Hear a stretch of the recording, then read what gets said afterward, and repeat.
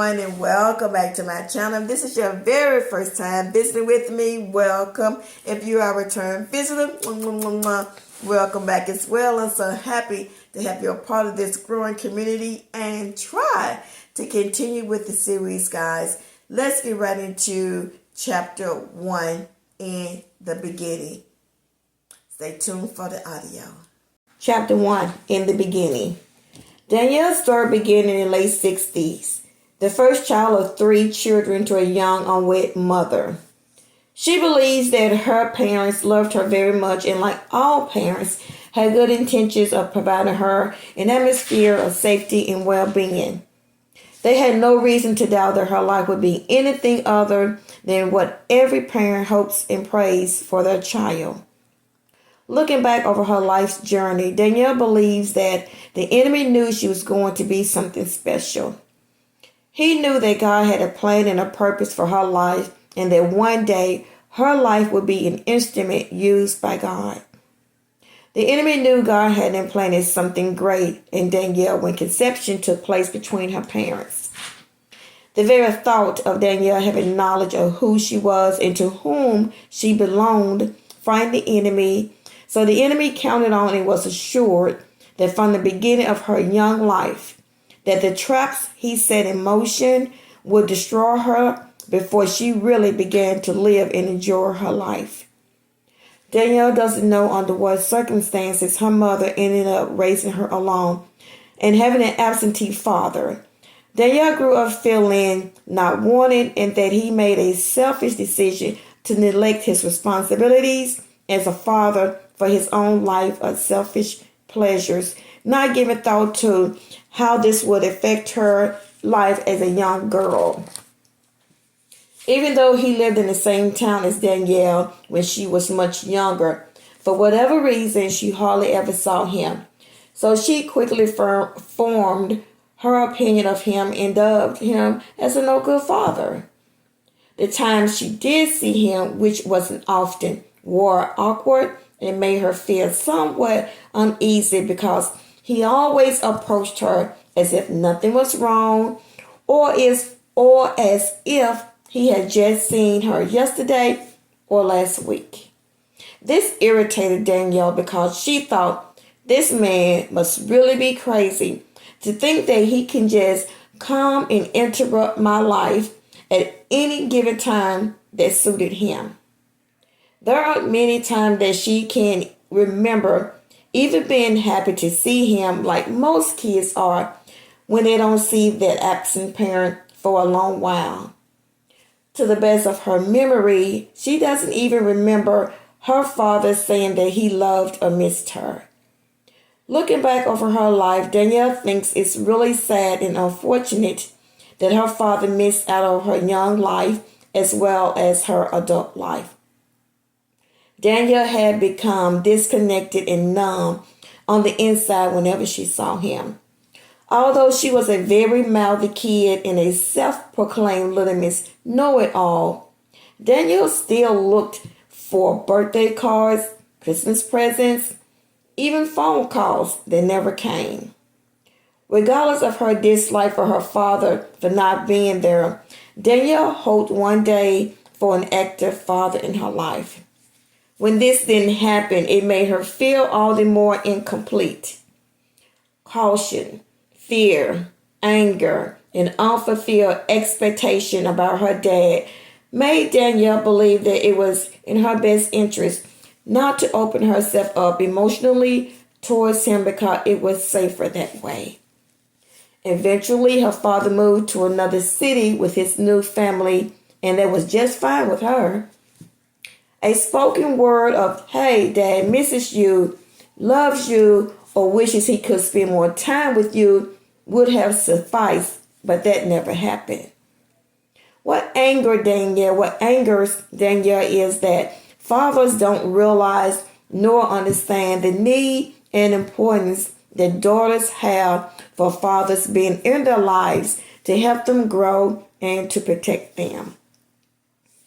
Even though Danielle acted like she didn't care, there was a void in her heart that made her feel and think she wasn't good enough for him to want a relationship with the only daughter he helped bring into this world. No child should ever have to comprehend or endure the absence of a father nor a mother from being in his or her life. The truth of the matter is that you are not better off without your parents. It's the farthest thing from the truth. What was so special about his wife and his other children that made him neglect her with no financial, physical, or emotional support from him at all? Oftentimes, Daniel blamed his new wife for taking him away to have just for her and her kids.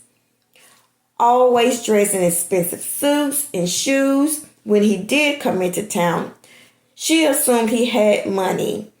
But as usual, his visits were short, hurried, and empty-handed. A sincere "I miss you" or a genuine "I love you" would have made a big difference, instead of thinking that he didn't care at all. Not having a father's protection, guidance, support, and love proved to be very detrimental and painfully destructive to a young girl trying to understand herself and to find her identity. In the midst of being wounded, hurt, betrayed, and abused at a young age. By the time Daniel reached adult life, those things had set in motion a trailblazer of horrid resentment, low self-esteem, wordlessness, bitterness, toughness, and hostility toward her abusers and herself. Every man that Danielle met, she automatically labeled him as untrustworthy, liars, no good, and worthless men. Around the age of 14, one of her father's relatives took her to visit him for the weekend. He had a very big, nice house with 2 cars, and that bothered her for this simple reason that her mom didn't have a house nor 2 cars. Thinking to herself that he's doing pretty good for himself and his new family, but with no regards to how she and her mom were living, although we were okay. But he didn't know that, or probably didn't even care. Upon leaving to come back home, he gave Danielle $10 and one of those nasty bean pies. She wanted to throw it back at him, but refrained from doing that because if this was his way of showing love and affection, then it was very pathetic. The next time she saw her dad, she was a young mother herself. Danielle always hoped that her father would sit down and explain himself, but at this point in her life, it wouldn't change the past or the what ifs and the should have. But if he wanted to clear his conscience, it would have been okay with her. It has taken Danielle years to learn how to forgive her dad for abandoning her, but she has. Learning to let go of all of those negative feelings that once defined such intricate parts of her life didn't happen overnight. It was a process of change, growth, maturity, grace, and the strength of God's help. Now this once broken little girl has released her dad from everything he did or didn't do so that she could move forward in her life, even if he never takes ownership or responsibility for not being there. What Danielle misses most about not having been raised with her father is that she does not have any memorable fun stories to tell of a daughter and a father relationship to her children, and neither does he have stories to share with his grandchildren about her. If it were possible to change the hands of time, no doubt would Danielle wish that her family could be like the ones she saw on TV or read in a book. Like every child's fantasy, Danielle desired to have both parents living in the same household, raising her and doing all the things that family does. Despite the fact that her father was not involved in her life, she got to know her stepbrothers and became very close to the oldest one, often talking to him on the telephone, and she's happy that they still maintains that relationship. Danielle and her father tried to reconnect years later with occasionally phone calls or a quick visit whenever he was in town, but they still didn't develop a close father and daughter relationship like she wished they could have. Yes, without a doubt, Danielle would have loved for it to have been different with her father and their relationship, but it is what it is, and she's at peace with that.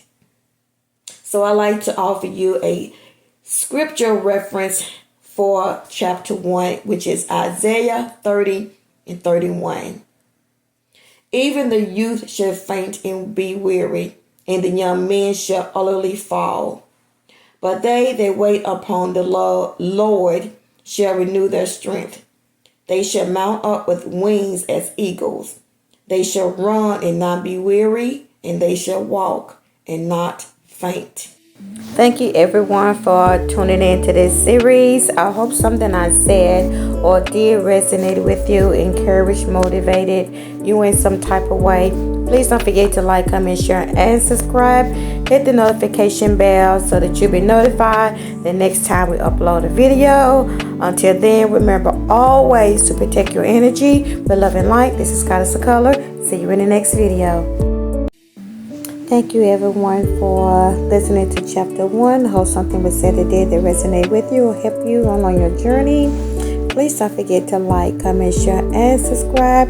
Hit the notification bell so that you'll be notified the next time we upload another video. Until next time, this is Goddess of Color. Remember to always protect your energy with love and light. See you in the next video.